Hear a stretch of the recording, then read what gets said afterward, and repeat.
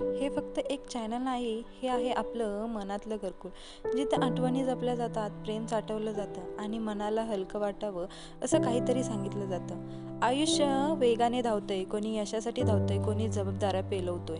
कधी कधी आपण एवढं धावतो की मागं वळून बघायला विसरतो. पण हे लक्षात ठेवा, मनातलं घरकुल बांधायला वेळ द्यावा लागतो.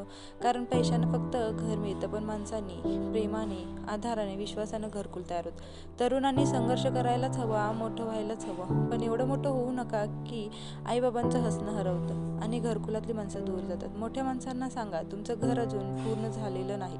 तुमच्या अनुभवांचं छप्पर आणि प्रेमांची भिंती आम्हा तरुणांना अजून लागते. म्हणून आज ठरवूया, मनातलं घरकुल फक्त उभं नाही करायचं, तर रोज थोडं थोडं जगायचं. जर तुमच्याही मनात असं काही घरकुल असेल तर या प्रवासात आमच्यासोबत राहा आणि चॅनलला प्रेमाने सबस्क्राईब करा. मनातलं घरकुल हे आपल्या जगण्यातलं खरं यश आहे. Thank you for watching.